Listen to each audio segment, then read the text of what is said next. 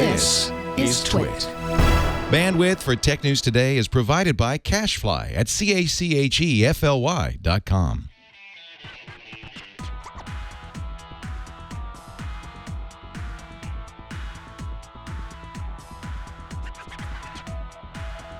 This is Tech News Today, recorded on October 16th for December 30th, 2015. Tech News Today is the show where we talk about the tech news with the journalists who report it. Welcome to the show. My name is Mike Elgan.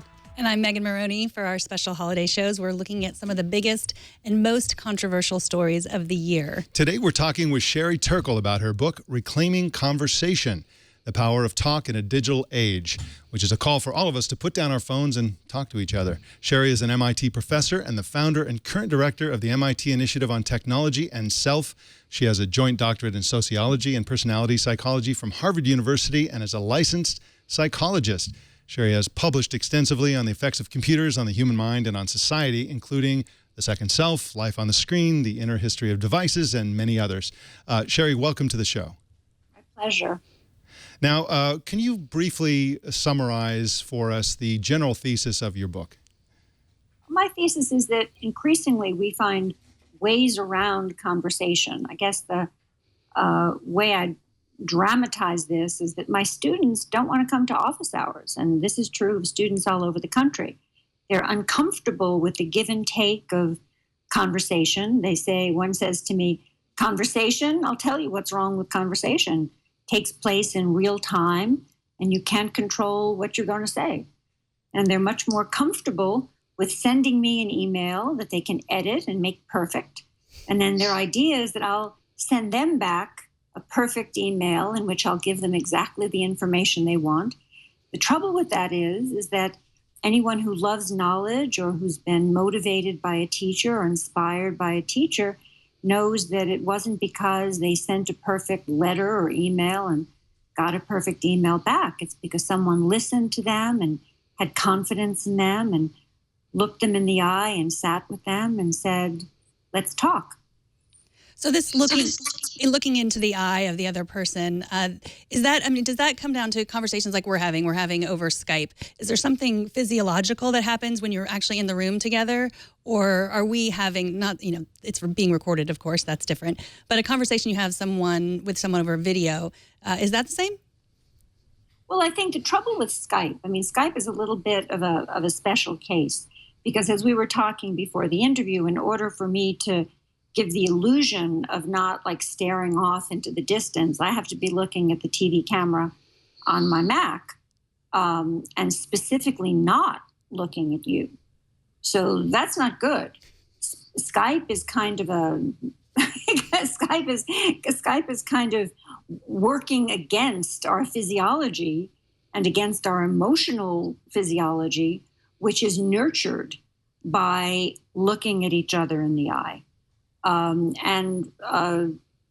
We may get around this someday with a technical fix, but we are nurtured, emotionally nurtured, given a stable sense of empathic connection, gain an empathic connection when we make eye contact. So I would say Skype is a very particular case of things that do not foster good empathic connection, yeah. And I really enjoyed your book in the beginning because I was a little bit of a resistor to your general idea. I've always believed that my own resistance to, my own preference, I guess I should say, to sending email or texting or whatever to face-to-face conversations was kind of a personality thing. I've worked on, magazines and so on, and you always see this completely different style between the writers and editors on the one hand and the salespeople. Salespeople love the telephone, and the journalists tend to love email. And I always thought it was kind of a personality thing. But you chipped away at that belief until it was just gone by the third chapter or something like that, with so many examples. And when you read this book, you come to realize this is a massive pandemic, and you're very non-panicky about it. You're very calm and reassuring about it, but it's really a huge problem that you describe. Now, one of the little bits of information in there, and again, this is one of hundreds that was just really eye-opening and kind of shocking, is that even a phone that doesn't ring, even a phone that doesn't beep or make any noise at all, if it's sitting on the table when two people are having a conversation, it changes that conversation. Why is that? Well, the experiment, the particular experiment you're talking about, is one where two people are sitting opposite each other and they're having a conversation, and you put a phone just between them. And the conversation changes in two ways. First, they start to talk about things that are much less consequential. Second, they feel less of an empathic connection with each other. And this result was so stunning that a different group of researchers did it in a kind of natural setting, like kind of a shopping mall setting, where they did it a little differently. They put the phone in the periphery of vision of the people who they were dealing with. So the phone wasn't just on the table, but just kind of like, just barely could be seen. And they got the same results, that even a silent phone disconnects us. And when you think about it, it makes sense, because the phone symbolizes that we could be interrupted at any minute. And if we thought that at any minute this conversation could be interrupted, we'd keep it lighter and we'd keep it on topics where it wouldn't hurt to be interrupted. And that makes intuitive sense. And that's not good if what you want out of conversation is to increase empathy and to increase intimacy. Your argument on empathy is so interesting to me. I feel like I am on the front lines of empathy. I have two 10-year-olds and a 12-year-old, which means that I didn't have a smartphone when they were babies, which means I can be totally judgmental when I see moms with babies on their smartphones, which is terrifying to me. But I mean, you talk a little bit about the still face experiment, which anyone who doesn't know what that is should look it up on YouTube. It's really interesting. Can you talk a little bit about how that still face experiment it works with women on cell phones? Yeah, there's this famous still face experiment where if a child faces a mother whose face is impassive, the child at first becomes nutty crazy trying to get the mother's attention, and then becomes seductive, and then becomes cranky, and then has a temper tantrum. And then finally, after basically trying everything it knows how to do, its body sort of loses all kind of tonicity. It just kind of becomes a vegetable and gives up. And it's the saddest thing. It's a terrible thing to see. And you can see that behavior when a mother essentially will not look up from her phone when facing a child. And another thing that's starting to happen, in addition to mothers staring at their phones instead of staring at their children, is that we give a phone to a child instead of giving them our attention. So that on the one hand, we pass back our phones to a child in the back seat of the car, which is a way of saying, don't bother me. But also there are baby bouncers with slots for an iPad. There are potty training seats with a slot for an iPad. This is not how the necessary work of conversation, where you build empathy, you build intimacy, you set the building blocks for children feeling whole in themselves and in relationship to others. It's just not happening. And it doesn't stop with babies. I mean, what I said, I have tweens, and we did our best. We didn't have commercial television. We did all the things, and then once they become tweens, and this is the way they communicate, they have iPads in the classroom. You just have to give in, and it's a constant battle. You have to, we don't have screens at the table, but then do we have screens in the car when what are we losing in those little conversations? So do you have any advice? I know your book is both terrifying and incredibly positive. Do you have advice for parents on how they can handle this? Yeah, I have a lot of advice because I am very positive. I mean, we can't let this opportunity pass us by. In other words, it's not okay to say, well, okay, we'll just have a 40% drop in the empathy levels among college students, and we'll just let that happen. That's just okay. It's not okay. we'll just let kids grow up without a stable sense of self that they get from having eye contact and having the capacity for solitude. We'll just let that happen. It's not okay. And I think that parents have been too much stepping back instead of stepping up. So here's my advice.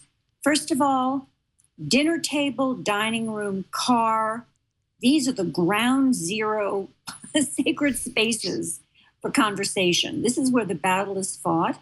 And parents simply have to be the bad guys and say, in our family culture, I need to talk to you. I don't care what your friends are doing. I don't care what you think is cool. In our family, this is where we talk to each other or we play games that encourage talking to each other. Lots of other places for you to be on your phone. This is where we talk to each other. And if you introduce that early enough, your children will go along with it because you control the family culture in those early days. And if you've waited a bit and you're introducing it later, you simply say, you know, as a parent, I feel I've made some mistakes. And while you're still living in my home, this is how it's going to be, because I think I have read Reclaiming Conversation, and I see I've made some mistakes as a parent, and I don't like how things are going. We need to talk to each other. And you can do it.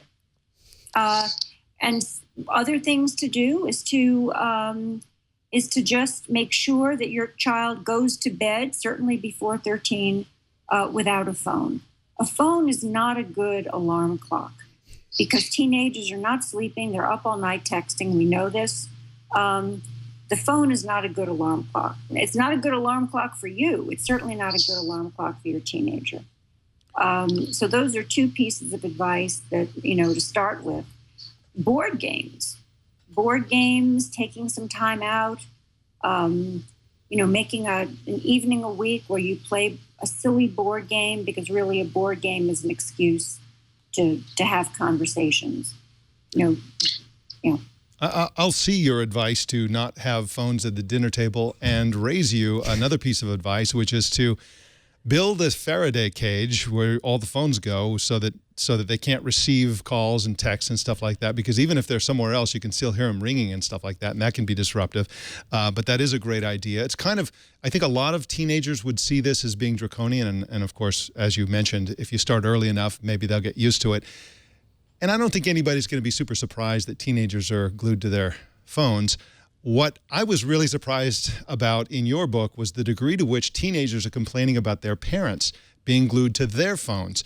And another attribute of that was also surprising and makes sense after you explained it to me was that to a certain extent, the content of conversations, especially between parents and children and teens, is not as important as the fact that you're having a conversation. You cited the one case where the girl, the father, tried to Google something because he wanted to make sure that the facts of the conversation were correct. And her point was, I don't care what the facts are. I don't care about that. I just want to have a conversation with you. And it sounds like something a parent would say to a teen, but in fact, teens are saying it to parents, so it's a larger problem.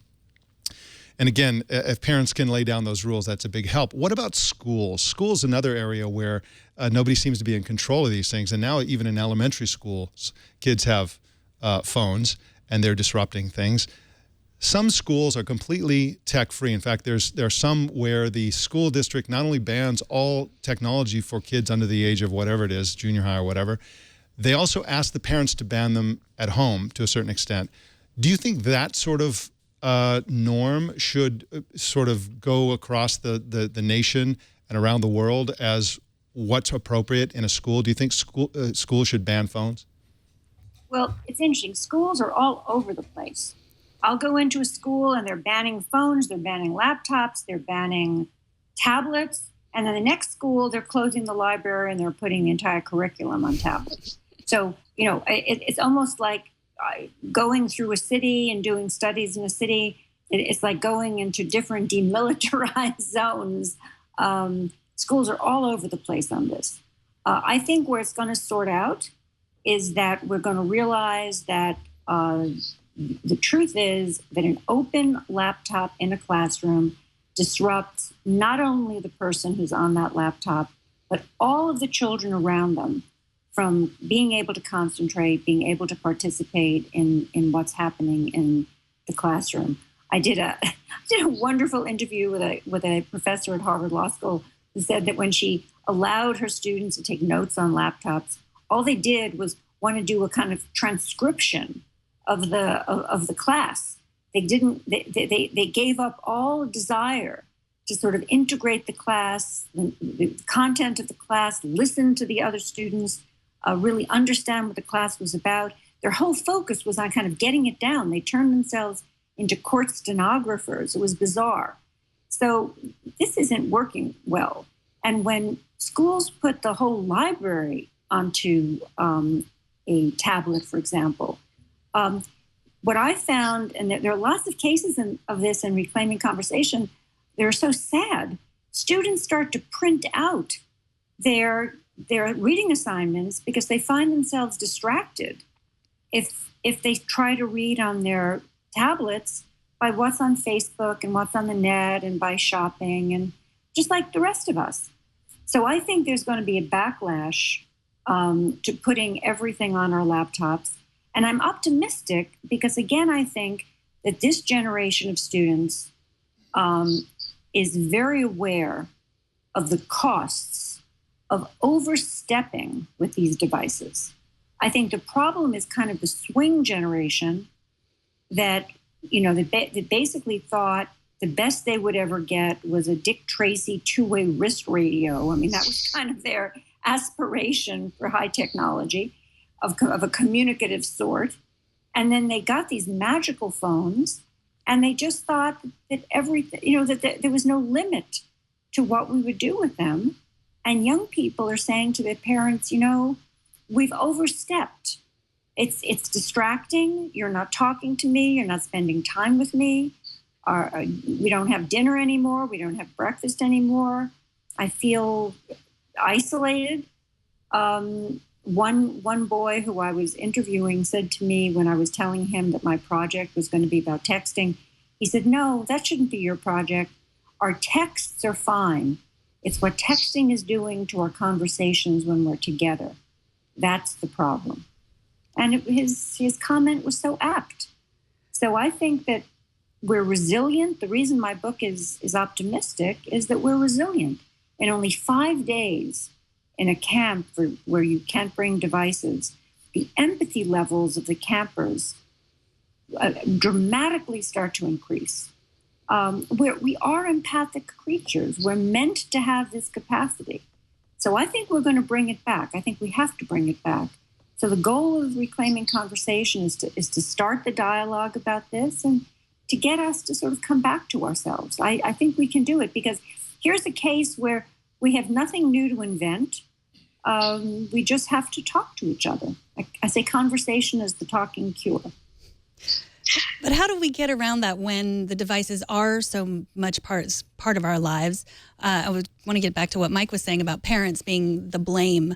And I think moms are often to blame for these specific things. I know I was judging moms before, but I mean, we've heard all the statistics that in a family where there's both parents are working, mother and father working, it's the mother that has to do all the rest of the work, just to manage the family. And so often, so much of that work is on a network and it's on our phones. It's carpool and volunteering in the classroom and, doing this and that. And it's people that we don't necessarily, they're not necessarily our friends, but we need to be in contact with them. How do we manage that? And how do we keep from blaming the mother for this when it really is work that has to be done on a phone usually?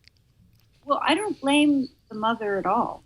I think actually there was a beautiful article in the New York Times recently by a mother who said that when her mom used to organize her birthday parties and do shopping for the house, she did it on the telephone, and she, as a child, could hear her mother doing all this work for the family, and she realized that her mother was doing all this work for the family. Whereas now she's on her phone, and her kids are complaining, "Why aren't you with us?" So I think we have to gentle with the mothers. They're working for our families, and their kids are complaining that they're on their phones. I think that what's going to happen is that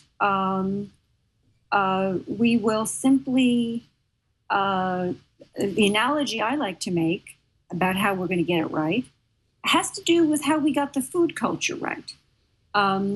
When I was a little girl, I was raised by a mother who adored me, and she fed me white bread, and it had balloons on it that showed how some vitamins were added, but it wasn't clear how those vitamins were added. It was not clear. She fed me tomato soup in a can with salt and sugar added. I mean, the dominant taste of this tomato soup was not tomato, but salt and sugar. And the fruit that I ate was kind of in a can with a sugar base kind of syrup. And I was a loved child. All this was not happening because we were poor. And if I raised a lovely daughter and who's now 24, and if I had fed her this food, I would have been shunned in my community, or people would have thought I was doing some kind of Mad Men retrospective or some kind of 60s thing. So we don't do that anymore. You know, we basically pulled ourselves together and said there was a massive corporate push to have us eat a certain way because American industry had organized itself a certain way to do well if we ate a certain way. And we had a consumer movement that fought back and said, actually, corporate push, this doesn't suit us. And I think you're going to start to see exactly this kind of movement in families, in corporations, where not talking is not good for the bottom line. And our phones, we're going to redesign our phones. We're going to redesign the environments in which we use them. We're going to give people predictable time off where they don't need to be using their phone every night when they go home from work. We're going to make our life with our devices suit us better. So what you're calling for is local free-range conversations. Yes. Yeah. Well, I do love your optimism. Unfortunately, lots of people still eat horrible diets in their entire regions of the country that are absolute food deserts where you literally can't find healthy food, although anybody can order healthy food on the internet. So I suspect that even if you're right, and in the best case scenario, we figure this out and we deliberately figure out how to return to conversation, I doubt it will be universal. But still, that would be a lot better than universal addiction to phones and other technologies. Now, this isn't just your book isn't just about conversations. It's also areas associated with conversations and the whole mental life. For example, you talked about how nobody's really alone anymore. They're always a text away from connecting to people, and it has a psychological effect. You also mentioned in several places the phenomenon of performance on social media. People, and especially young people, of course, feel like they're under a lot of pressure to portray their lives in a specific way. We see it all the time. You go somewhere and you see people who are going out of their way, bending over backwards to capture a selfie or something of them at a concert or whatever, instead of paying attention to the concert. And you also pointed out that when people are replacing a journal with social media posts, it's completely different. There are lots of things that they don't include. They're not transparent. They're not honest. They again are back to this performance issue. This is a real problem, it seems to me, and it's really changing how people experience everything. There was a Guardian piece a few months ago where I think the Guardian asked readers, tell us a story about what it was like before smartphones. And people talked about how, this one that really stuck in mind was, we used to run around and we were free all day. We were completely in tune with each other. We used to run around as a group when I was a teenager and younger. And we never really diverted our attention away from each other. Again, now that is just not the case anymore. It seems like a real problem. Do you think that there's any hope that social networking will become less of a platform for performance and more of an authentic communications medium? Well, I think that this fear of missing out, FOMO, yep. the fact that when we perform for each other, which we all do, nobody, or let's say I haven't found anybody yet who really puts on their Facebook page, the really ugliest pictures of themselves, the ones, the ones where they look terrible, the worst times of their lives, I mean, if I'm on a book tour now and I'm going to try to put the nicest things that happened, the times when I was super duper, I'm not going to put on the times when I was so exhausted that I, could barely, kind of hold it together to be coherent in some bookstore. I'm going to try to leave those off my Facebook feed. And what happens is that you look at what's on Facebook and you feel alienated from who you are there. And you start to get that sense of not only being jealous of all the other great people on Facebook, but you start to almost be jealous of yourself, because that self that's out there, who's that Sherry Turkle? She's having this great life. I just had like a day of 2 migraines, who's that one? So we develop a life in which we're alienated from other people because we're jealous of them. We wish we were them. We have to remind ourselves that they're performing. We become alienated from our own experience in a way that's confusing. This isn't good. And I think that there's going to be a bit of a self-correction, because one of the things that starts to happen is that we start to only post what we think our followers want to hear. And this perhaps is the thing that concerns me most now as I think about politics, as I think about elections coming up, as I think about political identity in young people. If you only post what your followers want to hear, it's called a spiral of silence. You start to post less and less about divergent views, about new ideas you might be having, and you start to hear less and less about new ideas because people are posting what they think you want to hear based on what you've already heard. And that's not good. That's not good.